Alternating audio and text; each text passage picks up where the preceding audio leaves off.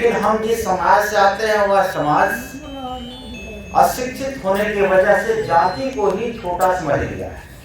इस देश में आपको अछूत नीच वंचित समाज कह करके शिक्षक को पढ़ाने का अधिकार नहीं था, कर सकता है।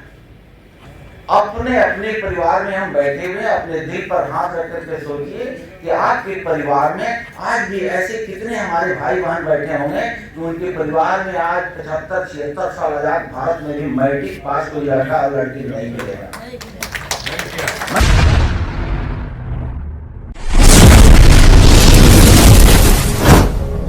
बहरा बने हुए हैं, थोड़ा सा मुंह खोलने की आवश्यकता है, जुबान चलाइए। बाबा साहब अमर रहे, बाबा साहब अमर रहे, भारत के संविधान निर्माता बाबा साहब अमर रहे, भारत के संविधान निर्माता बाबा साहब अमर रहे, भारत के प्रथम कानून मंत्री बाबा साहब अमर रहे, भारत के प्रथम कानून मंत्री बाबा साहब अमर रहे। थोड़ा सा जोश आया है।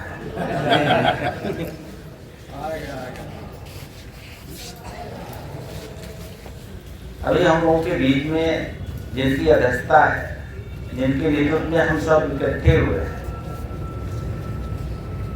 आदरणीय श्री वर्मा कुमार बागी जी,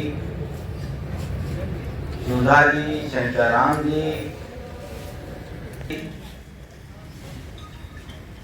और बिहार के हैं कि पटना के हैं कि कमिश्नरी के हैं, कोने कोने से चल करके आप सभी सफाई मजदूर अधिकार आपने नाम दिया है। सफाई एक अलग नाम है, मजदूर अलग नाम है, अधिकार अलग है। अब 1-2 घंटा की चर्चा में ये सभी पर नहीं बोला जा सकता। ये मुझे लगता है कि काफी समय चाहिए। मैं इन पर सभी सम्मानित देता, मैं आप लोगों को हृदय से आभार अभिनंदन स्वागत करता हूँ। कई ऐसे वक्ता इधर बोल गए कि मौसम खराब होने की वजह से उपस्थिति कम हुई। ये उपस्थिति कम नहीं है, काबिले तारीफ है, और जो लोग उपस्थित हैं उनकी हिम्मत को मैं दाद देता हूँ, उनको बधाई देता हूँ। आपने समय के अनुकूल न होते हुए भी आप अपने घर से चल करके इस सभा में उपस्थित हुए हैं। साथियों, मैं आपके परिवार का बेटा और भाई। आप जैसे सुन रहे थे, कुछ लोग जनक राम कह करके काम चला लेता है, लेकिन मैं स्वयं जनक समाज बोलता हूँ। जब सभी लोगों को अपनी जाति पर नाज है, गुरूर है, घमंड है, स्वाभिमान है, तो मैं डोम घर पैदा लिया, ये मेरा कोई गुनाह नहीं है। हम नेत्र घर पैदा लिए, ये मेरा गुनाह नहीं है। हमको स्वाभिमान से जीने का अधिकार परमपूज्य बाबा साहब अम्बेडकर जी ने दिया है। जाति ना बड़ी होती है, न जाति छोटी होती है। इंसान कर्म से बड़ा होता है, इंसान कर्म से छोटा होता है। लेकिन हम जिस समाज से आते हैं वह समाज अशिक्षित होने की वजह से जाति को ही छोटा समझ लिया है। जाति छोटा बड़ा नहीं होता है, कर्म से इंसान को बड़ा पदवी मिलता है, सम्मान मिलता है, ख्याति मिलती है। पद कैसे मिलता है, सम्मान ख्याति कैसे मिलती है? तो आप बड़े बड़े तस्वीर देकर के आप लोगों ने सम्मानित भी किया। कार्यक्रम को प्रारंभ करने के पहले आपने बाबा साहब अम्बेडकर को पुष्पार्पित भी कराया। सिर्फ बाबा साहब अम्बेडकर जी के तस्वीर पे, आदमकद पे हम पुष्पार्पित करके रीति श्री कर लेते हैं, ऐसे आपके जीवन में कभी परिवर्तन आने वाला नहीं है।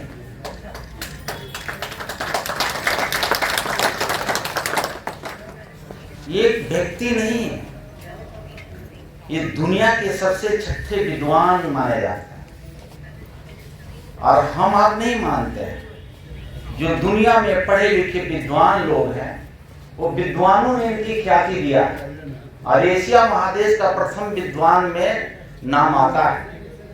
और आप जानते ही बाबा साहब डॉक्टर भीमराव अम्बेडकर महार परिवार में जन्मे। और महार कौन है ये भी आप जानते होंगे। महार कौन है आप ये भी जानते होंगे। तो साथियों, रजिस्टर पे चर्चा करते रहिएगा। तो बाबा साहब डॉक्टर भीमराव अम्बेडकर 14 अप्रैल 1891 ईस्वी में जन्म लिए। उस समय देश गुलाम था,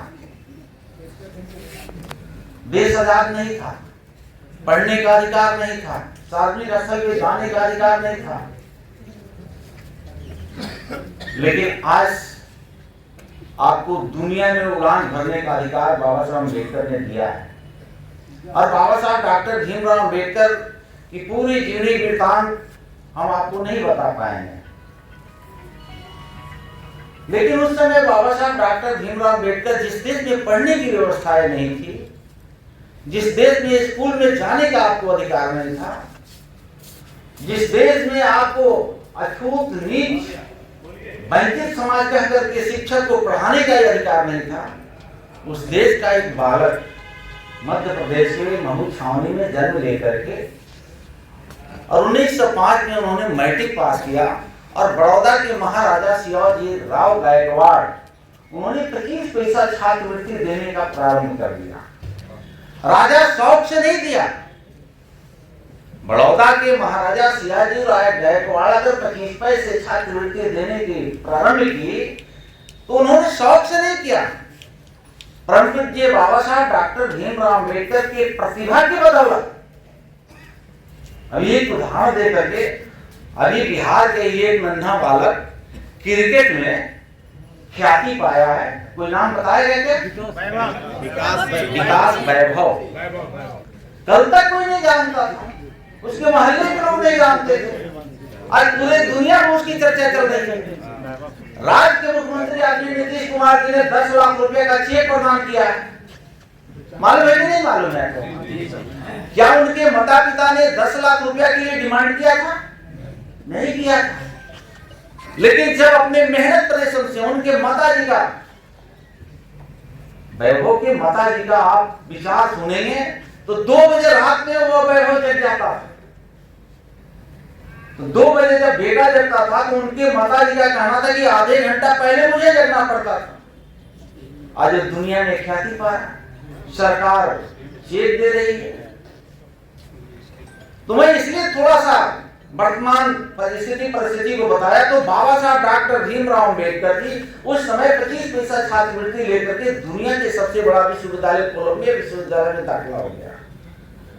और उन्हें पढ़ने लिखने के बाद से फिर भारत में आते हैं। और भारत में आते हैं तो आपकी स्थिति के ऊपर वो खुद को रोकते हैं। आपको हंसाने के लिए, आपके चेहरे पे मुस्कुराहट लाने के लिए पूरे जीवन लगा दिया है।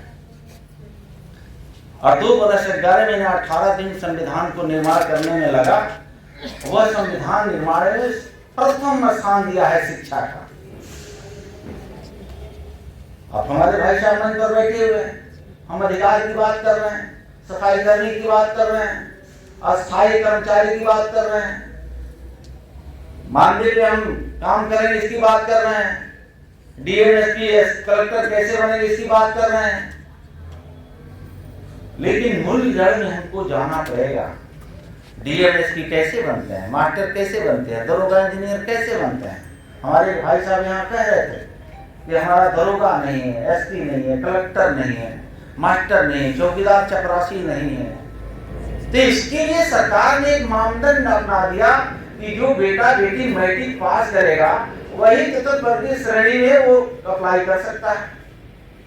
अपने अपने परिवार में हम बैठे हुए अपने दिल पर हाथ रख करके सोचिए कि आपके परिवार में आज भी ऐसे कितने हमारे भाई बहन बैठे होंगे जो उनके परिवार में आज 75-76 साल आजाद भारत में भी मैट्रिक पास कोई लड़का और लड़की नहीं मिलेगा, मैट्रिक पास नहीं मिलेगा। ये कितनी लानत है हम समाज के लिए। हम किसके ऊपर बाबा साहब डॉक्टर भीमराव अम्बेडकर जी ने ऐसे इशारा किया है, और ऐसे इशारा किया तो 2-3 बातें इससे निकल करके आती है। एक जो इशारा आप स्वयं को करेंगे तो 2-3 उंगली मेरे तरफ ये इशारा कर रहा है, मेरे हाथ का। आप ऐसे किए होंगे तो मेरे हाथ का कुछ उंगलियां मेरे तरफ इशारा कर रही है, लेकिन एक ही उंगली जो है कि ऊपर की तरफ इशारा है। तो ये बाकी जो उंगलियां मेरे तरफ है, अपने अंदर झांकने की जरूरत है। हमारी कमियां कहाँ रह गई, हम कहाँ खड़े हैं आज 75-76 साल के आजाद भारत में? कौन रोक रखा है हमको? आज तो प्रभुजी बाबा साहब अम्बेडकर सारे अधिकार को खोल दिया है। आज उसी अधिकार की बदौलत एक मजदूर का बेटा, मैं भी मास्टर का बेटा नहीं हूं,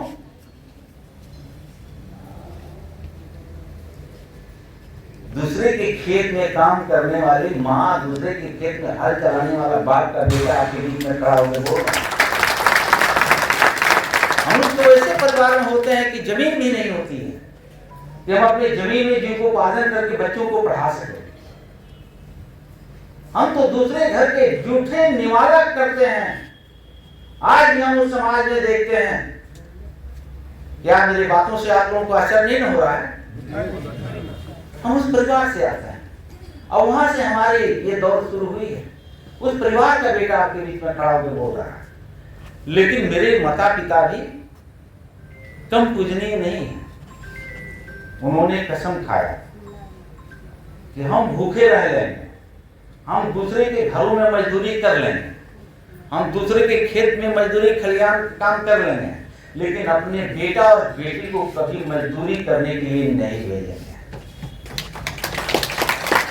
तो मेरे बाप ने कभी मजदूरी के लिए प्रेरित नहीं किया, भूखे जरूर रह लिया। बहुत ऐसे माताएं बैठी है, बाप को नहीं कहेंगे, बाप को तो थोड़ा सा कई प्रकार की अड़चने आती है, कई प्रकार की उनकी सपना होता है। माँ सोचती है कि हमारा बेटा मजदूर बनेगा? कोई ऐसा माँ है जो सोचे कि हमारा बेटा रिक्शा चलाएगा? कितना हूं कमजोर माँ होगी, भूखे तड़प रही होगी, लेकिन अपने माँ के जो प्यार होता है ना अपने बेटा के लिए, कभी ये नहीं सोचती है कि मेरा बेटा मजदूर बनेगा, मेरा बेटा किसी के सामने हाथ फैलाएगा। निश्चित रूप से वो माँ भीख मांगती जरूर होगी, दूसरे के खेत में मजदूरी जरूर करती होगी, लेकिन माँ का सपना होता है कि एक दिन मेरा बेटा भी राजा बनेगा, मेरा बेटा भी हुक्मरान बनेगा, मेरा बेटा भी शासक बनेगा, मेरा बेटा भी डॉक्टर इंजीनियर बनेगा। ये माँ की सपना होता है। लेकिन क्या वो सपना को हम लोग साकार कर पाते हैं? ये बाबा साहब अम्बेडकर, मैं ज्यादा लंबा आपको नहीं, आपको भावुक भी नहीं कर पाएंगे, आपके दिल पर दर्द भी नहीं पहुंचाएंगे, लेकिन मेरा पीड़ा है, वो पीड़ा को मैं बता रहा हूं। और मुझे लगता है कि मंच पर बैठे तमाम नेता लोगों को अभी अपने विचार भी रखना है। एक मंत्र दिया और शिक्षा के लिए सरकार तमाम योजनाएं चला रही है।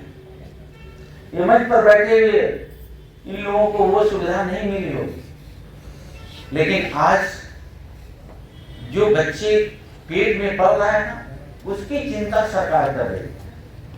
अब आपको असर लगता होगा, थोड़ा सा दिमाग पर बोझ डालिए। केंद्र सरकार हमारे पास 2 बच्चे और बच्चियों के लिए ये 6,000 रुपया मातृत्व अनुदान के रूप में सरकार दे रही है। मिल रहा है कि नहीं मिल रहा है? उसको सशक्त करने के लिए, मजबूत करने के लिए। जब बच्चे जमीन पर आता है, दुनिया में आता है, तो तमाम टीकाकरण के लिए सरकार व्यवस्था कर रही है। जब 2 साल का जब हो जाता है तो उंगली पकड़ने लायक होता है, तो आंगनबाड़ी केंद्र आपके वार्ड में खोल दिया जाता है। एक सेविका सहायिका अपने ही समाज की बहनें और माताएं वहां बैठ जाती है। नाखून बाल चेक करने के लिए, दांत को चेक करने के लिए, उसको पौष्टिक आहार देने के लिए THR की सरकार ने व्यवस्था कर दिया है। आप अपने सेंटर पर बच्चों को भेजिए। किशोर किशोरी की वहां चिंता की जा रही है। जब उससे थोड़ा सा बच्चा बड़ा होता है तो प्राथमिक विद्यालय में दाखिला के लिए वहां मिड डे मील का भोजन का इंतजाम कर दिया गया है, वहां टीचर की बहाल कर दी गई। ये तमाम व्यवस्था करने के बावजूद फिर भी हमारे समाज के बच्चे अगर नहीं जा रहे स्कूल में, तो इसी समाज के बेटा और बेटी को टोला सेवक के रूप में बहाल कर दिया गया। वो टोला सेवक का काम है कि आप अपने वार्ड में, टोला में आप देखो कि अपने समाज का एक भी बेटा और बेटी निरक्षर न रहे, उसको स्कूल की तरफ ले जाओ। ऐसा है कि नहीं व्यवस्था? मैं जो बोल रहा हूँ कहीं गलत तो नहीं बोल रहा? आपके समाज के लोग टोला सेवक है कि नहीं है? इसकी व्यवस्था है। जितनी सरकार की योजना चलाने के लिए बहुत तरह की परेशानियां होती थी, विकास मित्र सरकार बना दिया। अपने ही समाज के बेटा और बेटी जो मैट्रिक पास था, इंटर पास था, उसको विकास मित्र सरकार बना दिया।